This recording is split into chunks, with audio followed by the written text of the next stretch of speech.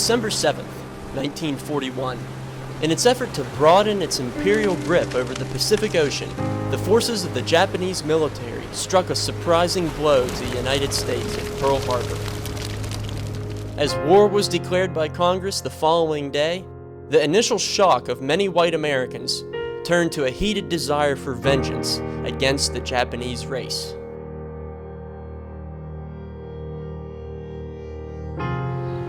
With fear of enemy infiltration widespread along the West Coast, over 110,000 Japanese Americans were forcibly and illegally relocated to primitive detention camps in arid deserts and remote foothills.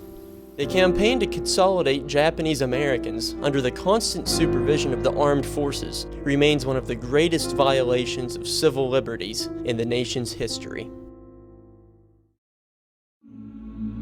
Despite being stripped of the rights and privileges of citizenship, thousands nonetheless stepped forward to vindicate themselves as loyal Americans.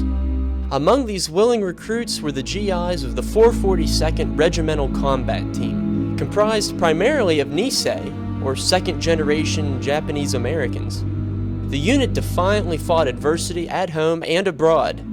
Throughout the summer of 1944, the 442nd hurled its way through Italy with distinction in the fights for Belvedere, Hill 140, and across the Arno River. Now, the infantrymen would enter the battle for France.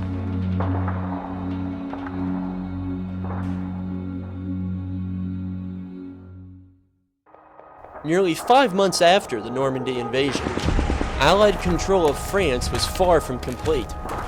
By mid-October, the unit found itself in the gloomy fog of the Vosges Mountains near the German border, a final jump-off point into the heart of the Third Reich. Following fierce clashes in Gruyère and Bifontaine, the men of the 442nd were at last granted a reprieve from the fighting.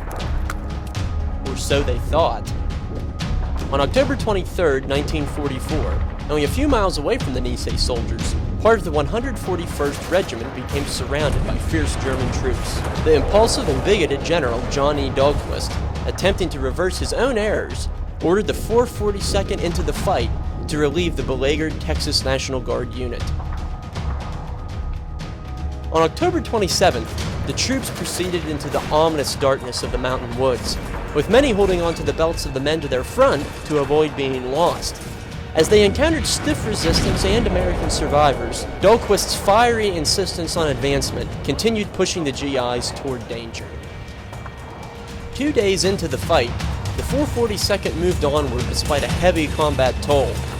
Men were being cut down left and right. Incensed by the loss of their brothers, the Nisei soldiers took matters into their own hands. Veteran Robert Kashawagi recalled, "We just decided we were going to rush them and shoot anything that moved and make as much noise as we can. We just went hog wild crazy, and we were mad at everybody and were ready to kill anything."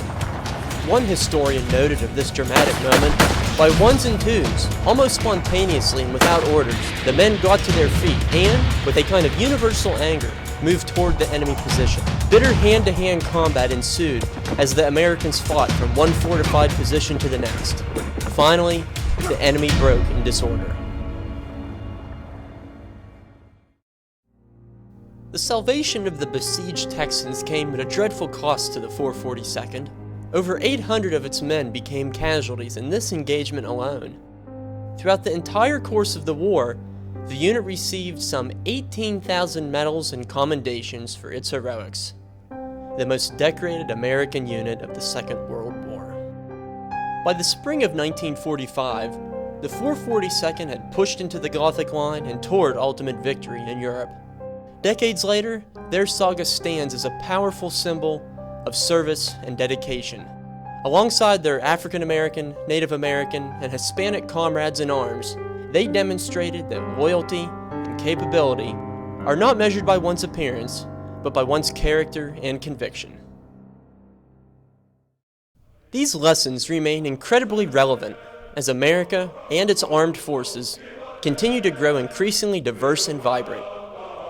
For these reasons and many more, the 442nd Regimental Combat Team continues to represent the very best of the American ideal.